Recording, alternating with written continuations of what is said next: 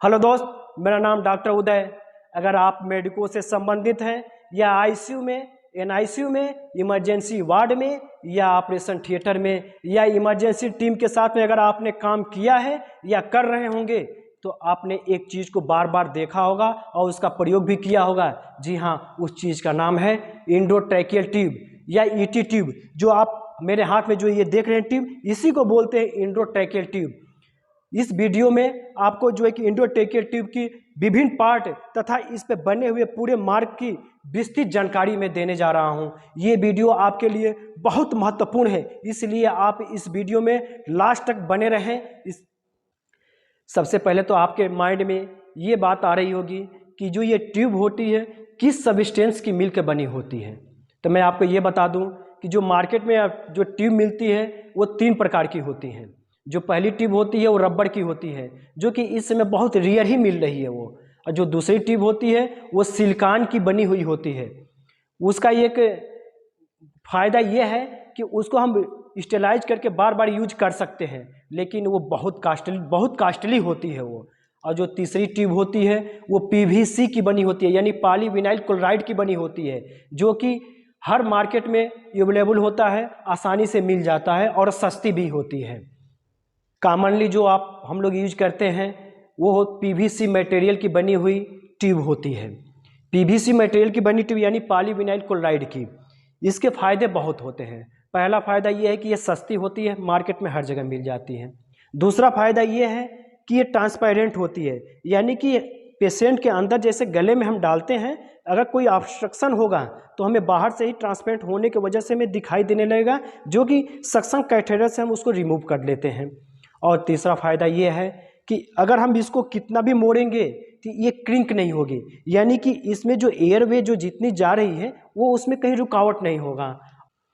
और चौथा एडवांटेज ये है कि ये ट्यूब जो होती है सॉफ्ट होती है, यानी कि बाहर से भी सॉफ्ट होती है और अंदर से भी सॉफ्ट होती है।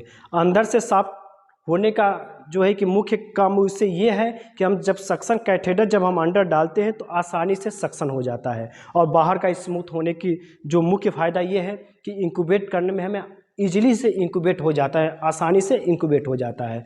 और पांचवा और मुख्य इम्पॉर्टेंट हमें यह है कि थर्मोप्लास्टिसिटी होती है। थर्मोप्लास्टिसिटी उसे कहते हैं कि जैसे किसी पेशेंट के अंदर हम इंक्यूबेट के अंदर डालते हैं तो जो उस पेशेंट की जो गर्मी होती है, हीट होती है, उसकी वजह से ये भी हीट हो जाता है, यानी ट्यूब भी हीट होकर सॉफ्ट हो जाती है। सॉफ्ट होने की वजह से उस पेशेंट के एनाटॉमी के हिसाब से ये भी सेट हो जाती है। और जो कि अगल बगल के जो सॉफ्ट टिश्यू होते हैं वो इंजरी होने से बचे रहते हैं और इससे गैस जो होती है आसानी से पास होती रहती है। सबसे पहले तो मैं आपको इस ट्यूब के डिफरेंट पार्ट और इस पे जितने मार्किंग बनी हुई है इसके सिग्निफिकेंट के बारे में आपको मैं बताने जा रहा हूँ। जी हाँ, ये पहली बात कि जो ये ट्यूब देख रहे हैं ये कर्व शेप की होती है, आपको कर्व सब दिखाई भी दे रहा है। और दूसरी बात ये है कि ये इस इंड को बोलते हैं पेशेंट इंड और इसको बोलते हैं मशीन इंड। पेशेंट इंड इसलिए इस इंड को बोलते हैं ताकि इधर से ही जो है कि इंक्यूबेट किया जाता है, जो कि ये गले में ये ट्यूब डाली जाती है पेशेंट के अंदर। और ये जो ट्यूब होती है यहाँ जो कि मशीन इंड होता है, यहाँ से ऑक्सीजन सोर्स लगाते हैं। ऑक्सीजन सोर्स में जो है कि कोई भी टीपीस लगा दिया गया या तो अम्बो बैग या सी पैप मशीन या वेंटिलेटर हम इसके कनेक्टर से हम लगाते हैं। और आपको मैं इस पेशेंट इंड से चलते हुए मैं आपको दिखा रहा हूँ। पेशेंट इंड के जो है कि लास्ट में जो देख रहे हैं ये तिरछा दिखाई दे रहा है आपको, यानी तिरछा जो दिखाई दे रहा है इसको बोलते हैं बेवल। ये बेवल होता है और इस बेवल का जो कि मुख्य काम ये है कि इंक्यूबेट करने में हमें इजीली होती है। इंक्यूबेट करने में जब इंक्यूबेट करते हैं तो लैरिक्स हमें आसानी से दिख जाती है तिरछे होने की वजह से। और जो इसके नीचे जो आप देख रहे हैं एक छेद होगा, इसको बोलते हैं मर्फी आई। मर्फी आई का काम यह है कि मान लीजिए कभी इंक्यूबेट करने के बाद से जो हमारा जो बाहर का पेशेंट इंड है अगर ये ब्लॉक हो जाता है तो ये मर्फी आई जो होती है इसके माध्यम से ऑक्सीजन जो है कि उस पेशेंट के अंदर जाती है। मर्फी आई के बाद आप देख रहे होंगे यहाँ पे एक कफ है। कफ जो है कि मर्फी आई के होने की वजह से ये कफ जो है कि थोड़ा ऊपर हो गया है। कप ऊपर हो गया है। मर्फी आई का तो ये काम मुख्य हो गया कि जबकि ये ओपनिंग जो बाहर वाली जो ओपनिंग है ये अगर ब्लॉक हो जाएगी तो ये काम करने लगेगा। और इसका एक जो एक डिसएडवांटेज ये है कि मर्फी आई के होने की वजह से ये कप थोड़ा बाहर ऊपर हो गया है, जिसकी वजह से कप के जो नीचे जो दिखाई दे रहा है ये जो दूरी है काफ़ी अधिक हो गई है। अगर इंक्यूबेट किया जाता है तो इंक्यूबेट करने में जो है कि जो अंदर पेशेंट के जो अंदर डाला जाता है वो इंडोब्रांकियल इंक्यूबेशन न हो जाए, इसके लिए जो है कि थोड़ा मुख्य, इसको हम कप भी बोलते हैं। ये जो आप देख रहे हैं कप से जो जुड़ा हुआ है इसको बोलते हैं पायलोट वॉल्यूम। और पायलोट वॉल्यूम का जो ये माउथ होता है इसको बोलते हैं spring loaded one way valve होता है। इस spring loaded one way valve से जो है कि हम एयर को भरते हैं। जैसे हम इसमें एयर पुश करेंगे तो हमारा जो है कि पफ जो है कि उसमें एयर जाएगा, जिसकी वजह से वो लोडेड हो जाएगा।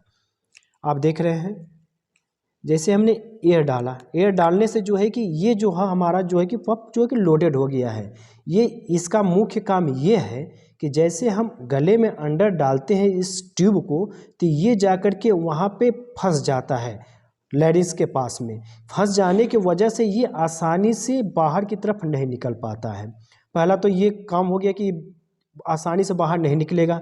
दूसरी बात ये है कि जो लंग्स में जो अंदर जो एयर है वो यहाँ से लीकेज नहीं होने पाएगी, यानी कि पूरा सील्ड का ये काम कर रहा है पफ, लीकेज नहीं होने देगा, यानी कि अंदर से जो है एयर बाहर नहीं आने देगा। जो ऊपर से जो है कि माउथ से जो सिक्रेशन जाएगा वो इसके रास्ते से अंदर लंग्स में ना चला जाए, इसके लिए सील्ड का भी काम करता है। आपने पफ का भी काम देख लिया। अब उसके ऊपर जैसे हम इस पेशेंट के ऊपर से हम चलते जा रहे हैं तो आपको जो है कि ये दो जो है कि मार्क दिखाई दे रहे हैं ब्लैक कलर का, इस मार्क को जो है कि हम बोलते हैं लैरेंजियल मार्कर। लैरेंजियल मार्कर का ये काम होता है कि इंक्यूबेट करते समय हमें ये देखना होता है कि कार्ड के पास तक ये जो ब्लैक कलर का है वहीं तक ही आना चाहिए, यानी कि ये मार्क दिया गया है कि वो कार्ड के पास तक रहे। अगर ज़्यादा अंदर हो जाएगा तो ब्रांकियल इंक्यूबेशन का चांस ज़्यादा बढ़ जाएगा। फिर उसके बाद जैसे हम ऊपर चलेंगे तो यहाँ जो रेमेंशन दिया है यानी कि कंपनी का नाम है, उसके बाद आपको ये दिखाई दे 6 दिखाई दे रहा है, यानी कि 6 यानी कि 6 नंबर की ट्यूब है। ओरल और नेजल ये 2 वर्ड आपको दिखाई दे रहे होंगे, यानी कि इस ट्यूब को ओरल से भी डाल सकते हैं और नेजल से भी डाल सकते हैं। फिर उसके बाद जैसे हम बढ़ेंगे आगे तो ये 8.2 दे रखा है, यानी कि जो इंटरनल डायमीटर है इसका 8.2 का है। उसके बाद देखिए एक नंबर दिखाई दे रहा है, फिर 18, फिर 20, फिर 22, फिर 24 है, यानी कि जो ये नंबर जो दिखाई दे रहा है इस जो पेशेंट इंड से ये दूरी है सेंटीमीटर में, यानी कि इस पेशेंट इंड से जो है कि यहाँ तक दूरी 18 सेंटीमीटर, 20 सेंटीमीटर, 22 सेंटीमीटर और 24 सेंटीमीटर ये इंडिकेट कर रहा है इसको। फिर उसके बाद लास्ट में आप देखेंगे कि ये 6 नंबर है, यानी कि ये दर्शा रहा है कि ये ट्यूब जो है कि 6 नंबर की है। और ये पायलोट वॉल्यूम में भी आप देखेंगे कि ये 6 नंबर दिखा रहा है यहाँ भी, यानी कि अगर हम किसी पेशेंट को इंक्यूबेट कर देंगे अंदर ये चला जाएगा तो यहाँ तो लिखा ही है 6 नंबर, तो इसके जो ये तो पूरे मुंह में चला जाएगा, ढक जाएगा। तो ये पायलोट वॉल्यूम को भी देख करके हम ये अनुमान लगा लेंगे, ये जान लेंगे कि ये कितने नंबर का ट्यूब अंदर पड़ी हुई है। और यहाँ भी लिखा हुआ है 6 नंबर की ये ट्यूब है। हाँ, एक चीज़ और बता दें कि जैसे पेशेंट के अंदर में मान लीजिए पड़ा हुआ है ट्यूब, तो हम कैसे जान पाएंगे कि इसमें एयर भरा है कि नहीं भरा है।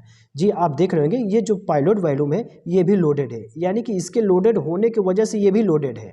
अगर ये डिसलोडेड इसको कर देंगे यानी कि इसमें का एयर हम निकाल देंगे तो आप देखिए यहाँ भी जो है कि यहाँ के भी कप का भी एयर निकल गया और यह पायलोट वॉल्यूम का भी एयर निकल गया है। अब ये जो आप देख रहे हैं सबसे ये मशीन इन जो देख रहे हैं ये कनेक्टर इसको बोलते हैं, इसको हम बाहर निकाल भी सकते हैं। जो ये इसका डायमीटर होता है ये फिक्स होता है, किसी भी ईटी ट्यूब का जो डायमीटर होता है वो फिक्स होता है, यानी कि 15 mm का होता है। जैसे हमारे पास में एक पीडियाट्रिक जो है कि हम रखे हैं ये ईटी, देखिए इसका डायमीटर और इसका डायमीटर एकदम सेम है, आप देख रहे होंगे एकदम सेम, यानी कि 15 mm का ये डायमीटर होता है। यानी किसी भी ईटी ट्यूब का जो कि अपर का डायमीटर होता है फिक्स होता है, लेकिन जो नीचे वाला होता है वो जो है कि ईटी ट्यूब के जो है कि डायमीटर के हिसाब से ये होता है। ये जो है कि सब ईटी ट्यूब का अलग अलग होता है, लेकिन अपर वाला सबका फिक्स होता है। आपने जो है कि इसके सारे मार्कर के बारे में देख लें। इम्पॉर्टेंट बात आपको मैं ये बताने वाला हूँ कि जो ईटी ट्यूब में एक लाइनिंग आपको दिखाई दे रही है शुरू से लेकर लास्ट तक, यानी कि हर ट्यूब में होती है। जैसे हमारे हाथ में ये पीडियाट्रिक ट्यूब है, इसमें आपको ये दिखाई दे रहा होगा, और ये एडल्ट ट्यूब है, इसमें भी आपको एक लाइनिंग दिखाई दे रही है। ये सारे ट्यूब में होती है। इस लाइन को बोलते हैं रेडियो ओपेक मार्कर।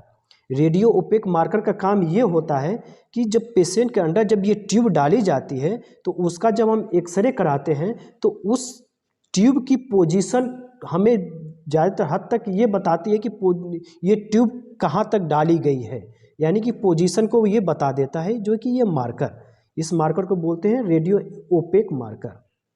दोस्तों, आपने इस वीडियो को लास्ट तक देखा, इसके लिए बहुत बहुत धन्यवाद।